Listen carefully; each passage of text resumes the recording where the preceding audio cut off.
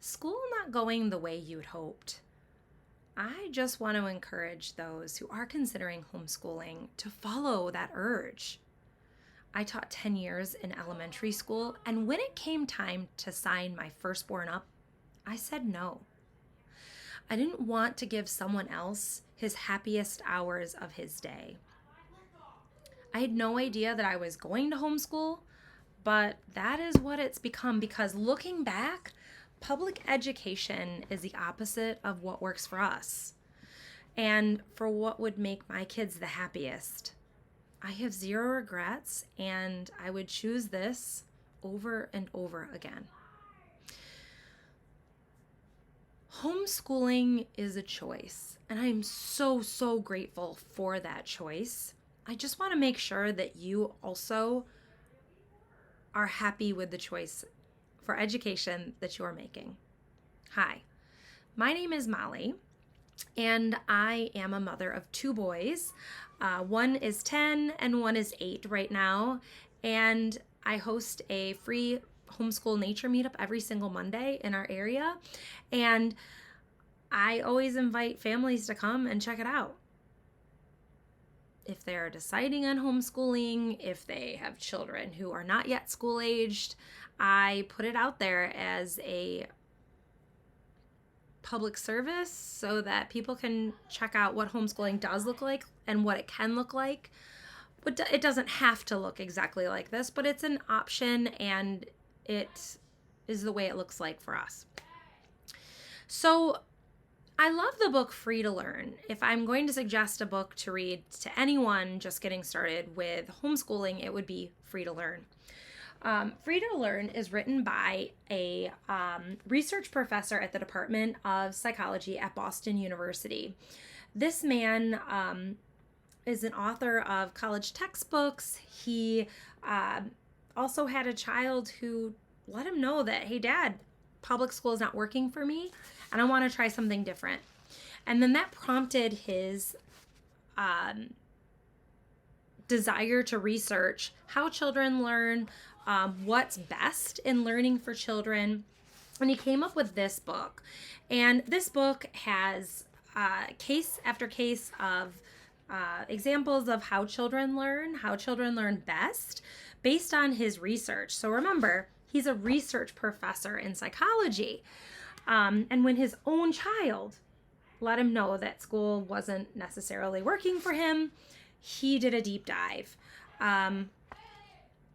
And people have asked me, like, okay, so do you have information that would tell me how a child fares after choosing public versus homeschooling? And he does cover that in this book. He does a really great job with it.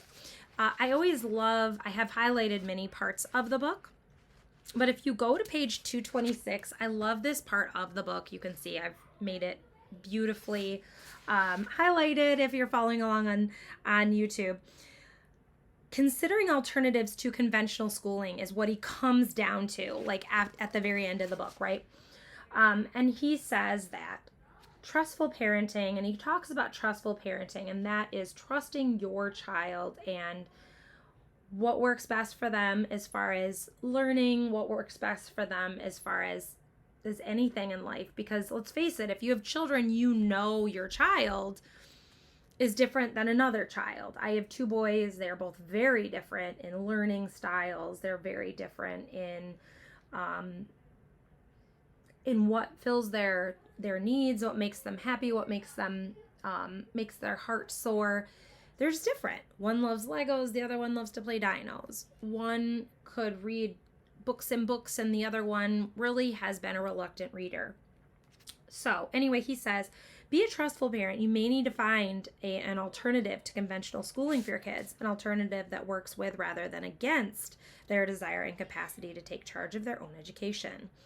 So he says he's already described Sudbury Education, and there's a bunch of those schools. Sudbury Valley is a school that his child actually ended up finding. It is in Boston, so if you aren't living in Boston, you need to look for a Sudbury Valley school or similar if you're wanting to send your child somewhere else to have the educational guidance. But another alternative, he says, is homeschooling. In terms of numbers, homeschooling is the largest truly alternative schooling movement in the United States. And he goes on about the numbers of homeschoolers. Most, let's see,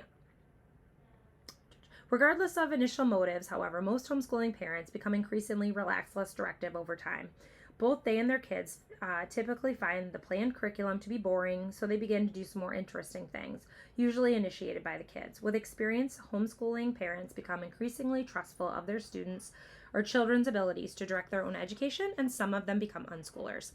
Unschooling is what we do, and that, he says, is the category of home-based education most compatible with trustful parenting. The term was coined in 1970s by an educational theorist and former teacher, John Holt, in his magazine, Growing Without Schooling. Defined most simply, unschooling is not schooling.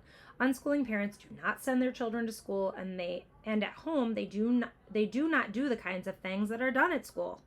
They do not establish a curriculum, they do not require particular assignments for the purpose of education, and they do not test their children to measure progress. Instead, they allow their kids freedom to pursue their own interests and to learn in their own ways and what they need to know to follow those instincts. They believe that learning is a normal part of all life, not something separate that occurs at special times and special places. So that's my favorite part of this book. So I do recommend you read this if you're at all just kind of curious about schooling. If you're not sure that public school is working for you, I recommend this book. And if you're just getting started with your child and thinking about homeschooling versus public schooling, maybe you just want more information about how children learn, this is a beautiful book, and I recommend that to all parents. So this is our book that we're reading currently with our adult book club. It's called Unschooling or Unschooled, and it's written by Kerry McDonald, and she is fabulous. I could have written this book. So much of what she says and the wording she uses is what I also use. So background, I taught for 10 years. I was part of an instructional consultation team, ICT, and we really talked about meeting the children where they're at, teaching children at like wherever they're at in their ability to learn, right? And talking about school as a game. So it's like not Trivial Pursuit's pretty tough, but Monopoly. It's like Monopoly. There's a way to win this game. Just like in school, there's a way to win the game of school. Knowing how to pass those tests, etc. And she talks about school being a game too. Socialization's also a game. It's all just one big game, and children that are good at figuring out how things work will do great at school. And the kids that struggle with that and they're not seeing the writing on the wall, they're gonna struggle a little bit more. Also, children need the outdoors. This is the third and final book I'll recommend. Balanced and Barefoot. Children need the outdoors. So the majority of the school day in a public school setting is going to be indoors.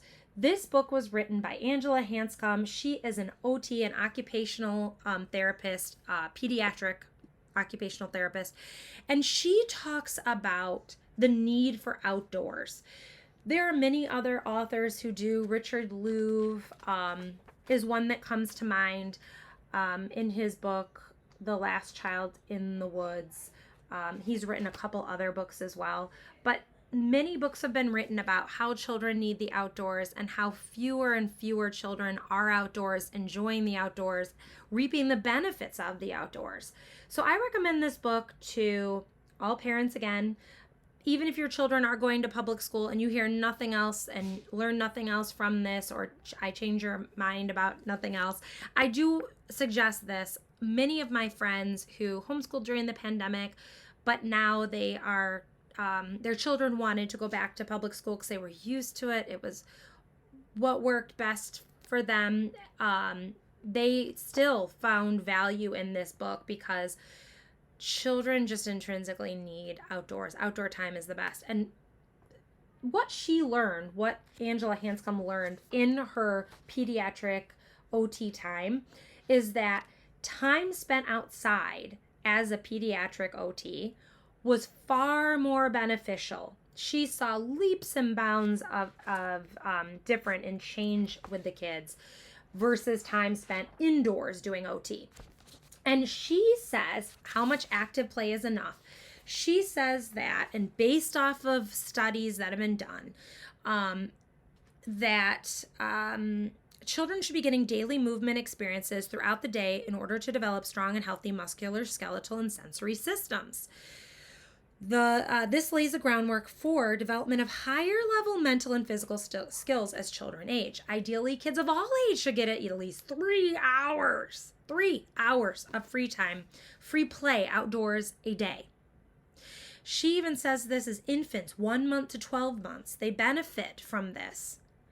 And this is it's on page 84 if you're having this book and you want to find all of the details, because there's a lot more to that.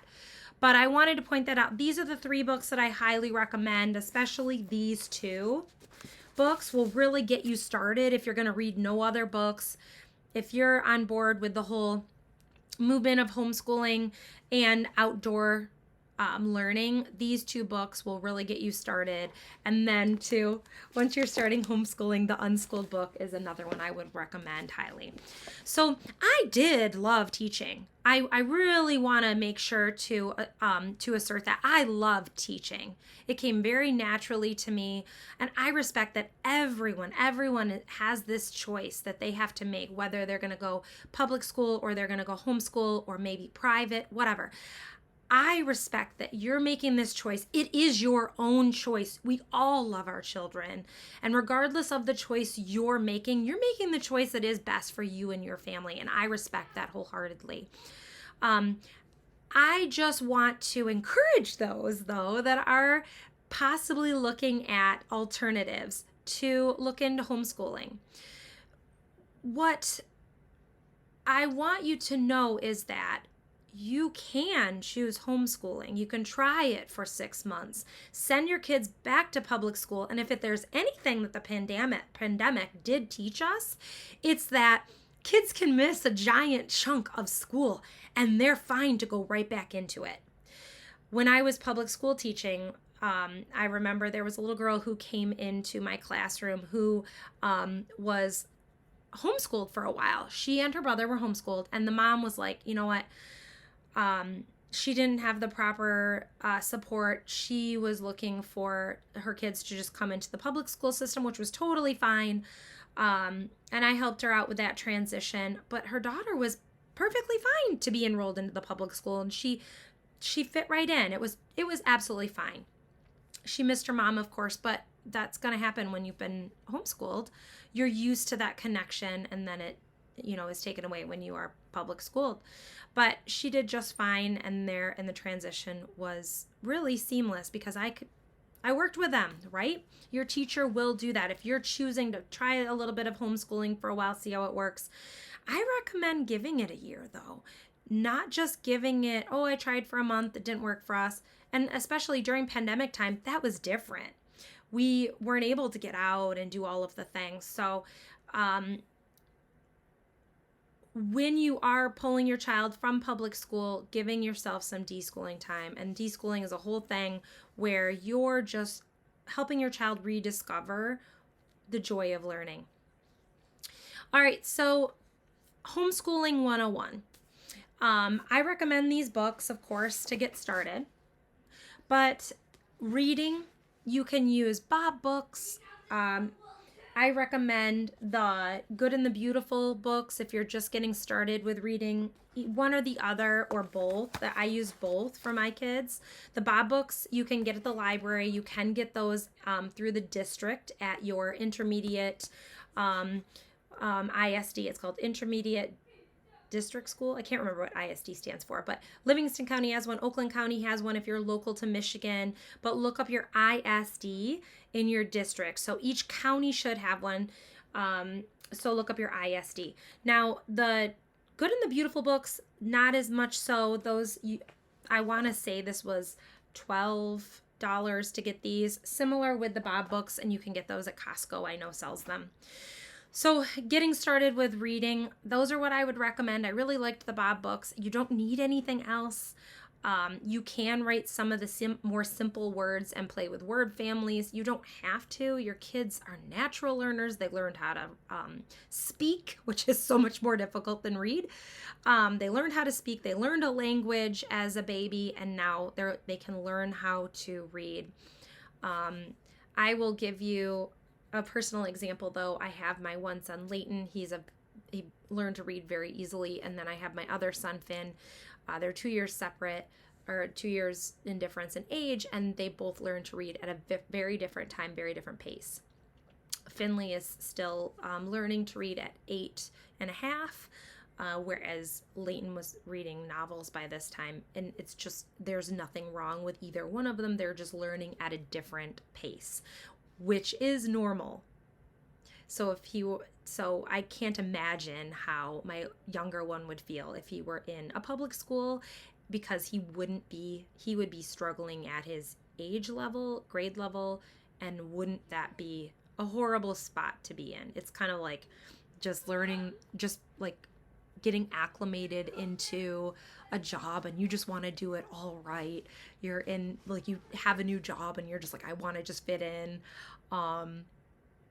That kind of thing. Like, I just see it as a real difficult place when you can't fit in. There's like, so he would be like not able to fit in at all if he jumped into 3rd grade right now. It would be very difficult educationally for him to jump in. And so they would pull him out, and there would be a lot of interruption to his school day, and he wouldn't feel like everyone else, right? Because he isn't having the experience that grade level wise he should. And so I can't imagine how that would feel. I think of it as an adult, and how somebody who is struggling in school, like I think of it like from my adult standpoint. And I'm so glad that I can work with him at home, and I don't need to have an education degree to have empathy and to work one-on-one with my child. You don't need an education degree. And I guess I should say that I have a degree from Eastern Michigan University in elementary. Language arts was my main thing, and I have an arts minor. I also have a master's in early literacy. So regardless of all of that education, I still have a struggling reader. And there isn't anything in my repertoire that could make him read any faster, unless I wanted to make him hate it. I don't want to make him hate it, and so he is going at his speed, and that is the gift that you can give your child. Go at their speed. And truly, that, this book is really, it highlights that. Go at their speed. Don't be the person that forces them, as the public school does. Do not be that. Don't force topics, force learning to read, force writing on your child, because that's the fastest way to dislike something. Okay, so Homeschooling 101, if we're going to look at the main things that people talk about, I think it's reading. So we approached reading super easy. You just read with your child. You use the books like beginning reader level books that are going to help your child to start with smaller words first, learn the sounds of the words, and then move on from there. Legally, what is required? Every state has something different. I recommend hooking up with your, looking on your government website, education. Ours is michigan.gov, and then you click on the education. And I do have this, I'll put it in the links for the state of Michigan, the legalities behind it, but legally, as your child's guardian, so my husband or myself, we can legally educate our children in the state of Michigan. And there isn't any prescribed curriculum that we have to have. based on our state's laws up until high school. And then at high school level, there are certain things that they want the children to learn, such as Constitution, Michigan history, and things like that. So there are different things that to get a regular, good old-fashioned high school diploma, that they have to take a course of study in.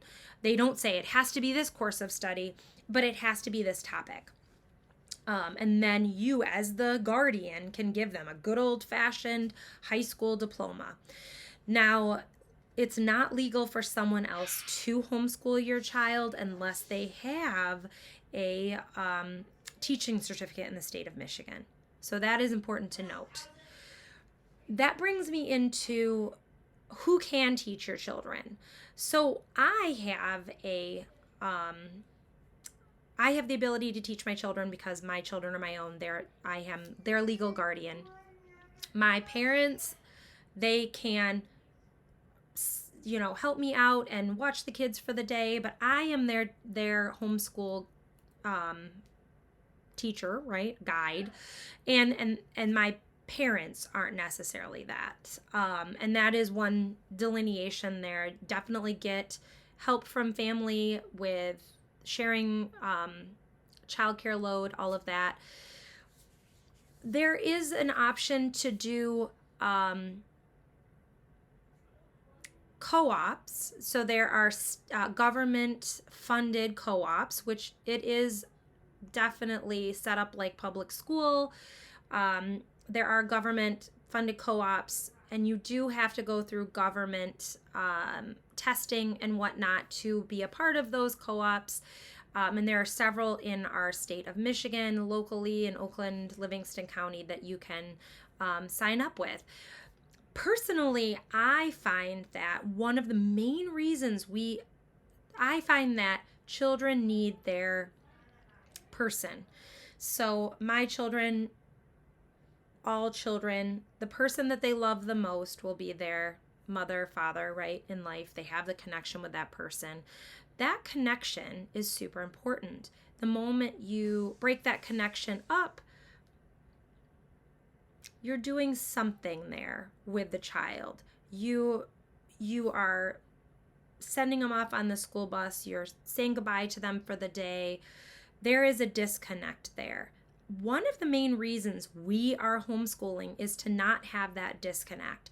I feel that the main thing that I can give my children, the main learning I have there with my kids, is how to have a emotionally capable child in the end. Someone who is able to know what they're feeling and when, and deal with it in a healthy way. So when children would show up in my classroom when I was teaching, and maybe they were having a bad morning, maybe they had a bad morning with one of their friends. Super difficult for one teacher to help so many children. And so a lot of times kids were coming in and they were having a bad day, or they had a bad day with a friend. Very difficult for a teacher to do their job and educate children and also work with the child's emotional needs, right? So I would often have our school social worker come in and work with the kids after lunch, because a lot of times issues happened at recess, because that's really the only time for children to socialize, at recess. So socialization doesn't happen in the school day. There isn't we don't say, okay, kids, go ahead and talk. It's very, you know how much your child needs, what a toll it takes on an adult human to have children with them at all times. It's a lot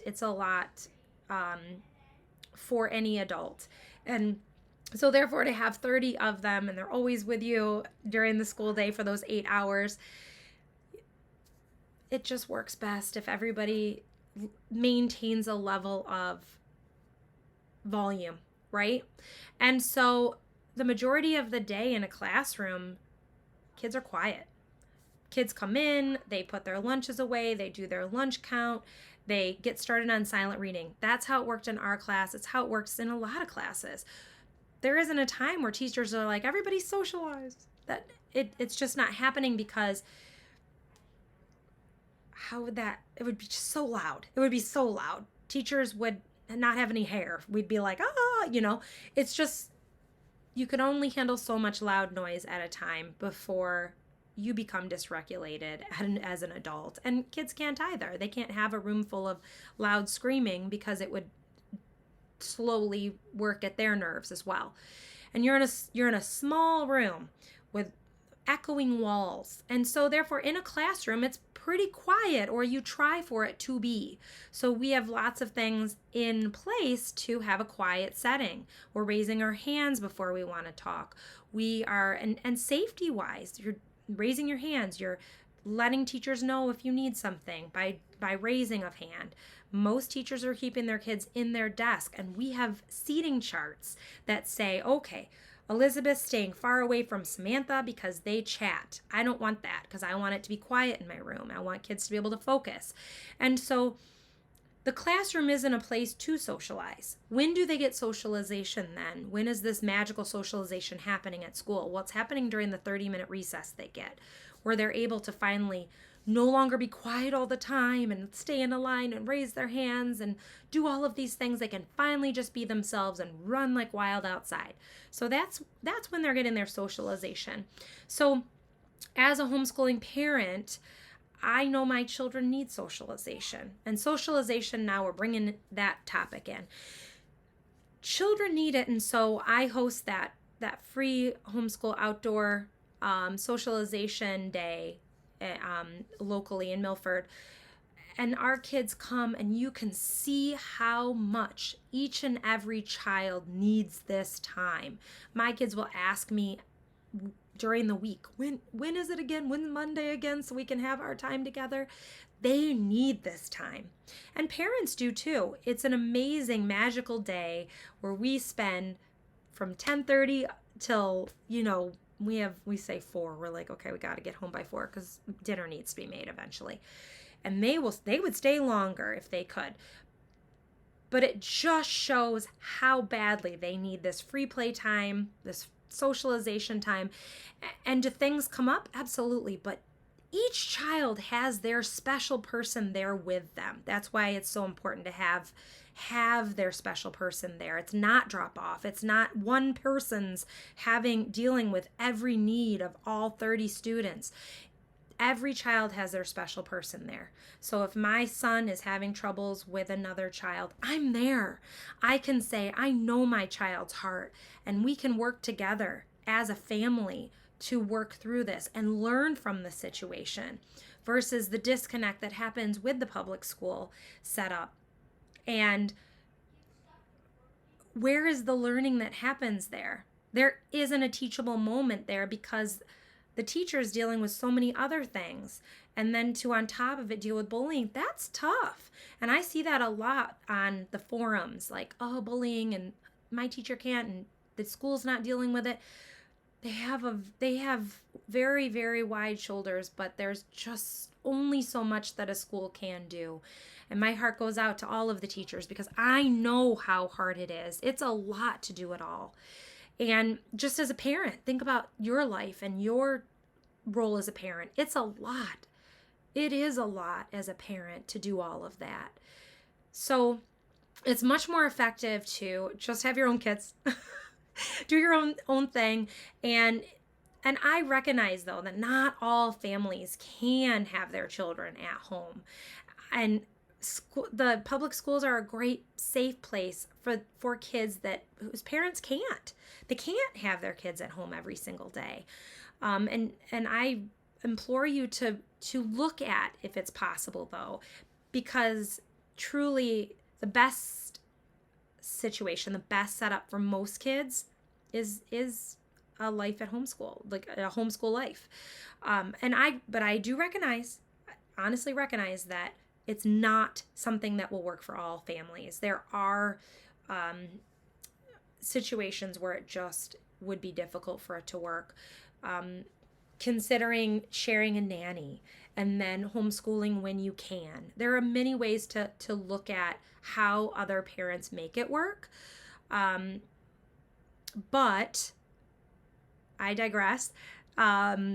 We can all problem solve the different ins and outs, but the majority of families, if they make the sacrifices necessary, they can do homeschooling or unschooling.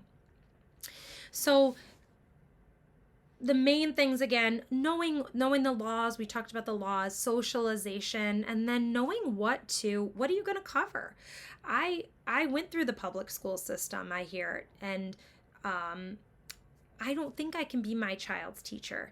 Well, if you did graduate with a degree, or if you didn't, you still passed like multiple grades, at least getting your child through the basic years when your child needs you the most. They're gonna have a foot up above the rest if they have grown up, if they have spent the majority of their childhood in a loving home. Even if you have, you're like, oh, I don't want them to see us fight, or, we might be going through, marital strife or whatever it may be, showing your child how you work through things, showing your child how you work through common things at home, getting through the household chores, doing the dishes, making dinner. You're teaching them life skills that are invaluable. Thinking about what your child needs to be successful in life and those life skills. What does it take to be an employee? What does it take to run a business? Showing your child, obviously, if you're a nurse and you go to a hospital every day, that's not going to work to bring your kid to a hospital and show them how you work every day. I know there are bring your children to work days, and so it's possible for the day or whatever, but showing your child your business, if you own a business, invaluable. All of the ins and outs of that. Showing your child, if you're in marketing, what marketing looks like. Chances are, if you value something highly, your child's going to value it too. So teaching your child what you know is huge. Many lords, ladies, duchess, all of the people back in the day that had the income, they would have tutors come and have one-on-one tutors that would teach them to their needs. So, okay, you're going to need to run a company one day. I'm going to teach you all about it. Like the Queen of England, she had somebody that taught her how to be a queen. And think about what your children love. My one son absolutely loves Legos and building, and so we've worked with coding with him and engineering, but we read lots of stories and he gets into things like we read My Side of the Mountain, and he got really there was a lot of things to get into in that book. He got into falcons and really wanted to learn more about falcons, and so we went and watched migratory birds on top of a hill, high hill, but there was a migratory bird pattern that went through a certain area when we were on family vacation, and that became part of our vacation. It was very on a whim, and we heard about it through a national forest docent, but it ended up being part of our vacation because one of our children was so into that. So really building your days to fit around your children. All day long do I sit and homeschool my kids? In a way, yeah. They're learning from everything I do. Currently, they're learning from what I'm doing right now.